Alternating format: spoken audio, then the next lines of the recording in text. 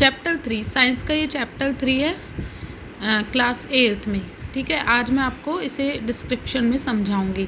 Synthetic fibres and plastic, chapter 3 class 8th। Okay, NCERT book. Synthetic fibre किसे कहते हैं, सबसे पहले ये अंडरस्टैंड करना ज़रूरी है। What is synthetic fibre? ठीक है, सिंथेटिक फाइबर को हम मैन मेड फाइबर भी कहते हैं, जो हमें प्लांट से नहीं मिलते। प्लांट फाइबर नहीं है ये, इन्हें जो आदमी खुद बनाता है फाइबर्स को, उन्हें सिंथेटिक फाइबर कहते हैं। अ synthetic fibre is also a chain of small units joint together. Okay, figure number 3.1। Synthetic fibre क्या होता है? एक चेन होती है जिसमें कि बहुत सारी छोटी छोटी स्मॉल यूनिट जुड़ी हुई होती हैं। Each small unit is actually a chemical substance, और वो जो यूनिट होती है उस चेन में, वो एक केमिकल सब्सटेंस होता है। सिंथेटिक फाइबर्स केमिकल से बनाए जाते हैं। तो सिंथेटिक फाइबर अंडरस्टैंड हो गया होगा। अब the cloth which we wear are made of fabrics, जो क्लॉथ्स हम पहनते हैं वो फैब्रिक से बने हुए होते हैं। Fabrics are made from fibres, fabrics fibre से बनाए जाते हैं। फाइबर मीन्स रेशे, छोटे छोटे तंतु से बनाए जाते हैं, जैसा कि आप क्लास 6 में पढ़ चुके हो। ऑब्टेन फ्रॉम नेचुरल और आर्टिफिशियल सोर्सेज, ये जो फाइबर्स होते हैं ये नेचुरल सोर्सेज से लिए जाते हैं। जैसे नेचुरल फाइबर्स कौन कौन से हैं? कॉटन है, वूल है। ओके, कॉटन कहाँ से मिलती है हमें? और सिल्क भी है। कॉटन हमें कहाँ से मिलती है? एक प्लांट से। वूल हमें शीप से मिलती है, रैबिट की भी होती है, और हमें सिल्क कोकून से मिलता है। ओके, तो नेचुरल फाइबर जो हमें नेचुरल चीज़ों से मिलते हैं। आर्टिफिशियल सोर्सेज, और कुछ फाइबर्स ऐसे होते हैं जो हमें आर्टिफिशियल सोर्स से मिलते हैं। आर्टिफिशियल सोर्स जिन्हें आदमी खुद से बनाता है। Okay, can you name some natural fibre? Natural fibre के नाम आपको पता होंगे, जैसे कि कॉटन है, वूल है, सिल्क है। Fibres are also used for making a large variety of household articles. जो फाइबर्स होते हैं उनसे हम केवल कपड़े ही नहीं बनाते हैं, बल्कि बहुत सारे ऐसे आर्टिकल, सामान बनाते हैं जो हाउस होल्ड होते हैं, मीन्स हाउस में काम आते हैं, जैसे कि टॉवल्स हो गया। ओके, और जो फाइबर्स होते हैं उनसे हम बहुत सारी चीज़ें बनाते हैं। Make a list of some common articles made from fibres, आपको एक लिस्ट बनानी है। उस लिस्ट में आप लिखेंगे कि आप कपड़े के अलावा, पहनने के कपड़ों के अलावा क्या क्या सामान बना सकते हैं।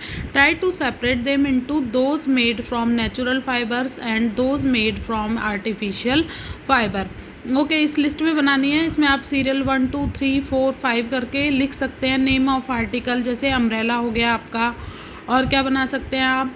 वॉल हैंगिंग बना सकते हैं, और क्या बना सकते हैं? मैट्स बना सकते हैं, मैट्स बना सकते हैं, डोर मैट्स बना सकते हैं, और रेन कोट बना सकते हैं। तो यहाँ पर आपको टाइप्स लिखना होगा। जैसे रेन कोट है, उसका टाइप आर्टिफिशियल है। अम्ब्रेला हमने बनाया, वो भी आर्टिफिशियल फाइबर से बना है। ठीक है, और हमने ये बनाया आपका, क्या बोलते हैं उसको, डोरमैट। डोरमैट जूट से बनता है, जूट नेचुरल फाइबर हो गया। और क्या बनाया था हमने? ऐसे आप लिस्ट बनाएंगे और उसको मेंशन करेंगे। अब हम आते हैं, why did you label some fibre as artificial? आप कुछ आर्टिफिशियल फाइबर्स कैसे पहचानते हैं? यहाँ पर हमने कुछ फाइबर्स को आर्टिफिशियल फाइबर के लेबल किया है। क्यों हमने उन्हें आर्टिफिशियल फाइबर किया है? You have read in your previous classes that natural fibres like cotton, wool, silk, मैंने पहले भी आपको ऊपर बता दिया है कि नेचुरल फाइबर्स कौन कौन से होते हैं, cotton, wool and silk, are obtain from plants और एनिमल, जो कि प्लांट्स और एनिमल से लिए जाते हैं। The synthetic fibres on the other hand are made by human beings, पहले मैं क्लियर कर चुकी हूँ। सिंथेटिक फाइबर क्या होते हैं? जो कि मैन मेड होते हैं। That is why these are called synthetic और मैन मेड फाइबर्स। इनको हम केवल सिंथेटिक फाइबर्स ही नहीं कहते, इनको हम मैन मेड फाइबर्स भी कहते हैं। ओके, दोनों का मीनिंग एक है। Sorry. What are synthetic fibres? Try to recall the uniform pattern found in a necklace of beads joint with the help of a thread. ठीक है, try to recall the uniform pattern found in necklace, कि necklace के अंदर जो beads होते हैं वो joint होते हैं थ्रेड से, फिगर नंबर 3.1। और try to join a number of paper clips, और पेपर क्लिप से आप इनको ज्वाइन करने की कोशिश करो। देखो 3.1 में फिगर नंबर ए है, वहाँ पर क्या है, there are so many beads and वो किससे जॉइंट हैं, किससे जॉइंट हैं, वो एक थ्रेड से जॉइंट हैं। ठीक है, ये पेपर क्लिप्स हैं, पेपर क्लिप्स जॉइंट हैं एक दूसरे से। तो यहाँ इन्होंने क्या दिखाने की कोशिश करी है कि सिंथेटिक फाइबर्स जो होते हैं वो भी इसी चैन की तरह से होते हैं और ऐसे ही एक दूसरे से जॉइन होते हैं। जैसे हमने यहाँ बीड्स था, यहाँ पर पेपर पिन थी, उसमें हर चेन का हर एक यूनिट क्या होता है, केमिकल। ओके, केमिकल सब्सटेंस होता है, ये हर एक यूनिट केमिकल सब्सटेंस है। यहाँ जैसे बीड्स है, वहाँ पर एक यूनिट केमिकल सब्सटेंस होगी। Many such small units combine to form a large single unit called a polymer.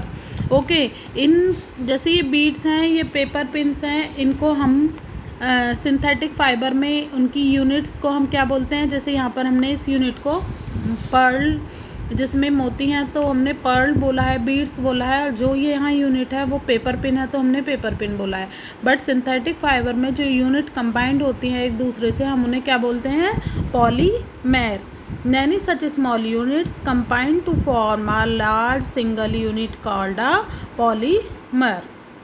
Okay, what is polymer? You can understand. First ये क्वेश्चन बनता है, what is polymer? आप नोट्स बनाते जाइए। The words polymer come from two Greek words. Okay, polymer word जो है वो दो ग्रीक वर्ड से बना है, poly plus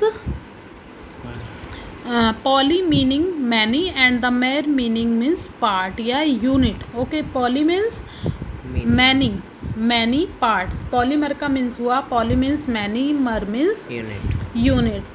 So a polymer is made of many repeating units.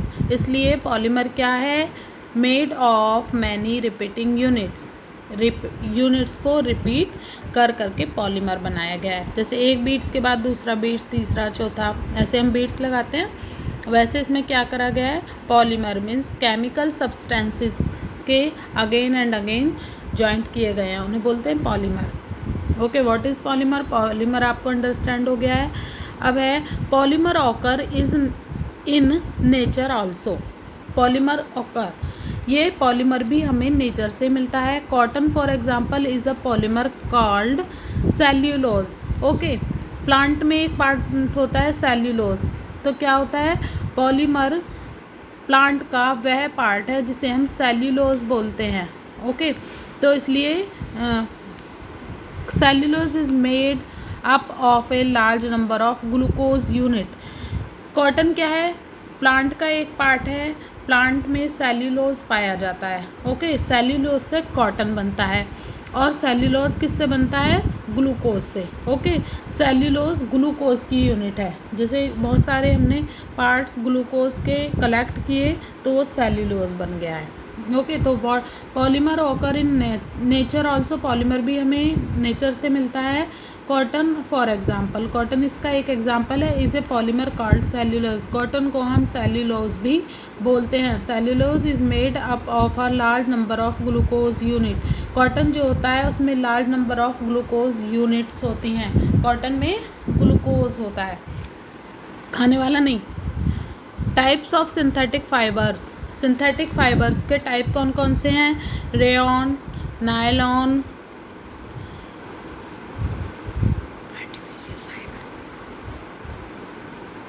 Okay, rayon और नायलॉन किसके, सिंथेटिक फाइबर्स के एग्जाम्पल्स हैं। You have read in class 7 the silk fibre obtain from silk worm with discovered in China. Silk fibre कहाँ पर obtain हुआ था, कहाँ से डिस्कवर हुआ था, चाइना से। कहाँ से डिस्कवर हुआ था, चाइना से। Note down, silk fibre is was discovered, silkworm is was discovered in China ने डिस्कवर किया था सिल्क वॉर्म को, and was kept as a closely guarded secret for a long time, और उन्होंने इसको ना बहुत दिन तक सीक्रेट बना कर रखा था, किसी को बताया नहीं था। Fabric obtain from silk fibre was very costly, ये फैब्रिक बहुत कॉस्टली होता है, शाइनी फाइबर है, बहुत सॉफ्ट फैब्रिक होता है, but it's beautiful texture fascinated everybody, लेकिन इसका जो टेक्सचर होता है वो बहुत अच्छा होता है और वो सबको अपनी तरफ अट्रैक्ट करता है। Attempts were made to make silk artificially towards the end of the 19th century, attempts were made to make silk artificially, ठीक है, काफ़ी अटैम्प्ट्स किए गए, उसके बाद कहीं जाकर 19th सेंचुरी में सिल्क फाइबर आर्टिफिशियली बनाया जाने लगा। ओके, सिल्क फाइबर आर्टिफिशियली भी बनाया जाता है। जो नेचुरल फाइबर है कोकून से हमें मिलता है, और जो आर्टिफिशियल फाइबर है उसे मैनमेड फाइबर भी बोलते हैं, वो लाइक सिल्क ही होता है। नेक्स्ट है हमारा but it is beautiful attempts towards the end of the 19th century, scientists were successful in obtaining a fiber having properties similar to that of silk।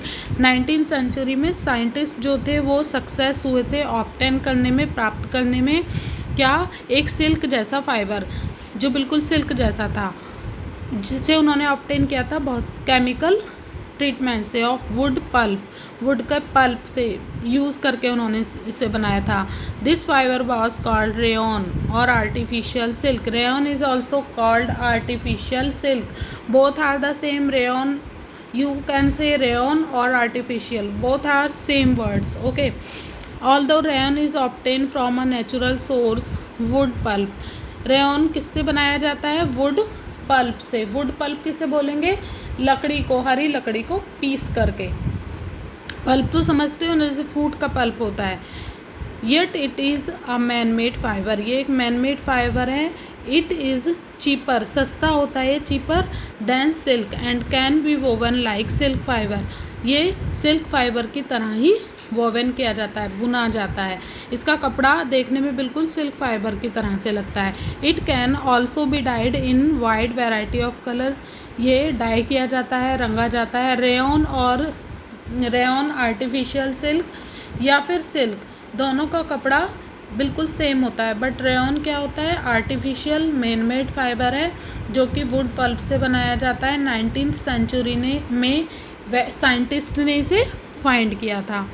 with cotton to make rayon is mixed with cotton to make bed sheets or mixed with wool to make carpets। Okay, rayon जो होता है वो cotton bedsheet बनाने के लिए cotton में भी mix किया जाता है, और कारपेट बनाने के लिए वूल में इसे मिक्स किया जाता है, क्योंकि वूल जो होती है वो उतनी शाइनी नहीं होती। कारपेट देखें आपने कितने शाइनी होते हैं, कितनी शाइन आती है, तो वो शाइन उसमें किसकी वजह से आती है? क्योंकि उसमें क्या मिलाकर बनाया जाता है?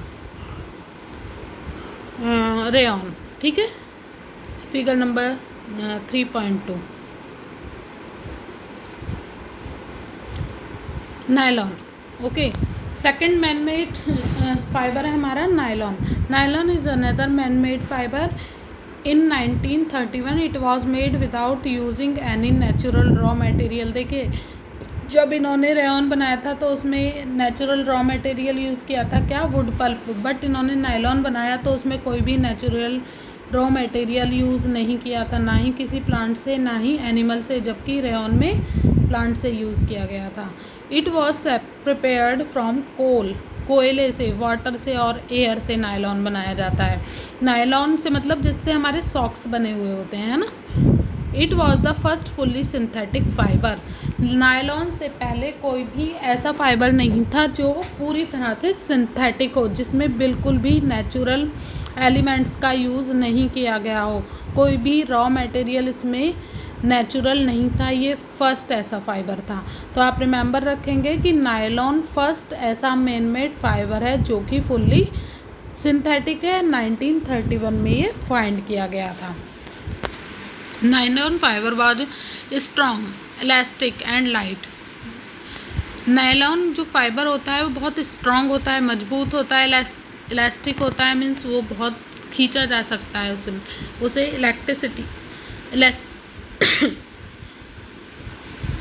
इलास्टिक ठीक होता है वो। और कहाँ थे हम, एंड लाइट, और वो बहुत हल्का भी होता है। सॉक्स देखे आपने कितने हल्के होते हैं। रस्सी, नायलॉन से रस्सी बनाई जाती है। इट वॉज लस्टेरियस, लस्टेरियस मीन्स उसमें बहुत चमक होती है, एंड ईजी टू वॉश, धोने में बहुत ईजी होता है।